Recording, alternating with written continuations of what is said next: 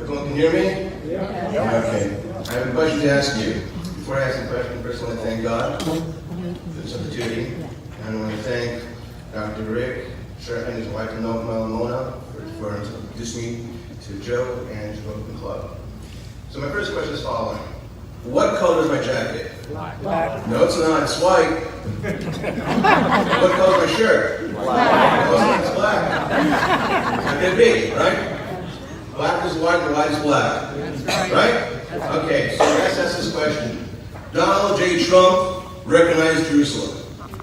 First,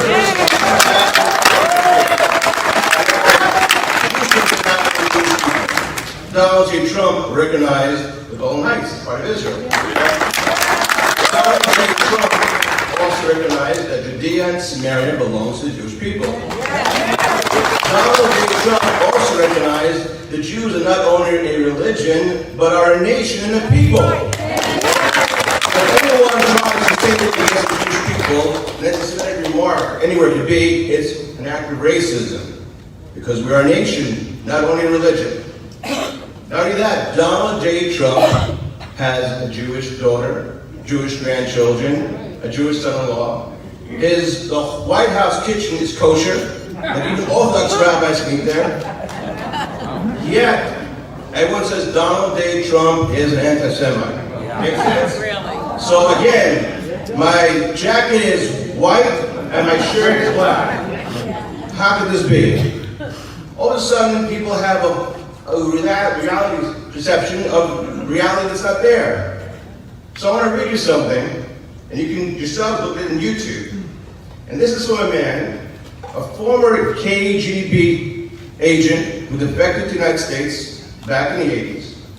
And on that YouTube video, you can just put the name Yuri Dizanov, and he says the following: ideological subversion to change the perception of reality of every citizen to such an extent that despite the abundance of information, no one is able to come to sensible conclusions in the interest of defending themselves, their families, their community, and their country.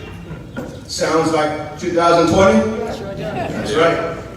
This man, in this video, in the 80s, who defected from the Soviet Union, tells how he was trained with 15,000 other Soviet agents to infiltrate the United States and other countries around the world, to the point where people can no longer see that black is black and white is white, but just the opposite, night is day and day is night, like George Orwell says in his book 1984. He says, and he goes on to mention, that there are 4 stages how to overcome a country, a nation. The first one is demoralization. It takes 15 to 20 years. Works in any nation whereby there's no morals anymore. People go down to their moral stature because you can break them. You can feed them information. You can change their ideas. And guess what? It's not espionage. It's talking to people about human rights. It's convincing them to expand their borders and so forth. Their mental borders, their ways of perception of human rights and so forth, to where you accept everyone and everyone, no matter, even the person criminal. He goes on to say a very interesting point. He says, think about it. Carter allowed Cuban criminals into the country when Castro pushed them out. So he says, imagine, here I am, an immigrant from the United States, and I'm a law-abiding immigrant, and the criminal who Castro sent out has the same rights as I do. Make sense? That's called imposed equality. And that's called communism. That's called socialism. Just last night, 2 nights ago, Communist Manifesto quoted at the Oscars. Can that be? Workers of the world unite. Isn't that amazing? How can it happen in the United States? So Yuri, in this video, says, if the United States is gone, where can I defect to? Because this is the bastion of freedom. He goes on to say, further on, how to destabilize a country, how to bring crisis, and how to make it normalization. These are all stages of how to brainwash someone, how to brainwash your enemy. Okay, there's no more USSR, it's true. But what is still is that national or international communist Marxist revolution is still going out there. And there is another type of change of morals and so forth. To the point where he says an amazing point. He says, those who become the adamant adherents of the revolution in the United States will be the first ones to be put out. Because why? When the shock comes to them that they were used and abused and they were the useful idiots, they will try to revolt and they'll be killed first. They'll be sent to the gulags first. They'll be sent to an Alaskan prison and so forth. What does this mean? It means the only ones in this country, and even for the world if you think about it, that are really holding the light of freedom around the world is the Republican Party. Yep. It is you. You are the ones who are able to see behind the veneer. And I can tell you this because I was once a Democrat. I know what the left stands for. I know something very well what the left stands for. The left uses tactics that are covert. Not overt, covert. They will not tell you to your face what they think of you. They will hug you and kiss you, but behind those words is a snake in the grass. Yes. Okay? That's right. That's right. The Republican is someone who tells what he feels, what he thinks, what she or thinks, what she feels. She's very honest. But that honesty is too much for people. Because how can you be so honest? So people get angry at Trump for his blunt language. Guess what? I'd rather have someone tell me bluntly what he thinks about me than smile and then give me a family handshake and the knife in the back. That's it. Right? The next 9 months until November, each one of us has to fight the fight. Because as Yuri mentions in the video, you can see it for yourself, he says there's 2 ways to change this. Not to write letters to your congressman, that won't help. He says the following, he says, 1, education of patriotism. You must make your children patriots. You must make your friends patriots. And people think, well, it's patriot taking a knee. That's wrong. It's the opposite. People gave their lives in World War II and World War I and the Korean War and the Vietnam War and in Afghanistan fighting in Iraq. They are the ones who are the patriots. They are the superheroes. They gave life to the man who can peacefully unite. And when people say, well, I'm being patriotic, I can get away with my freedom of speech and so forth. Freedom of speech is not yelling fire in the theater. Freedom of speech is not something else. And Antifa says they believe in left-wing ideology. My goodness. If they did, then they would accept the right wing's proposals. They would accept hearing someone else's point of view. That's freedom of speech. Not going, la, la, la, la, I can't hear you. That's what they do.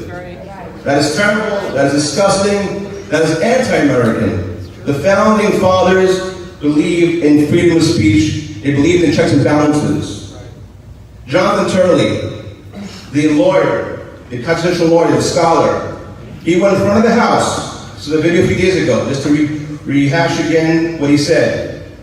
He said to Nadler and to Schiff and everyone else, gentlemen, if you do not go to the court, then you are the ones who are doing an act of abuse of power. That's right. Why? Because the court is a check and balances to the other 2 branches of the 3 branches of the United States government. And guess what? They didn't listen to him. So the abuse of power was not Donald J. Trump. The abuse of power was the Congress. Nadler and Schiff and Pelosi. And for Pelosi to tear it up like that,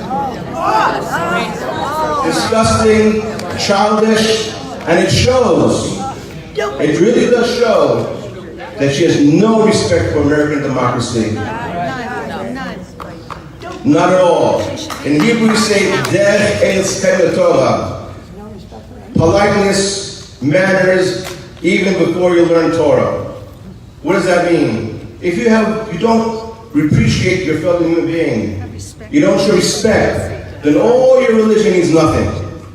Then all your high-falutin words mean nothing. There must be decorum, there must be civility, there must be discourse between human beings in America to show America stands for the greatness it is. And when the other side says, I don't want to hear your point of view, that's communist, that's Marxist, that's dictatorship. That now we have a socialist who just won the primary. What does that mean? I mean, it has come to a point where equality is going to be from the top down. And that means then dictatorship. The only one who's saving the world, basically, into the world is the United States, is Israel, and all those believe those ideas. And there's one great man who's doing it in our generation. And it's Donald J. Trump. This man will go down in history as one of the greatest men ever lived, one of the greatest friends of Jewish people, if not the greatest friend. And 100 years from now, 200 years from now, 1,000 years from now, Donald J. Trump will be remembered as the man who saved the world from tyranny.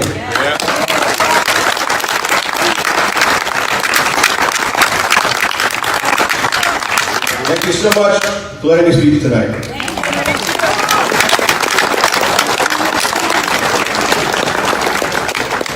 Thank you so much to Joe.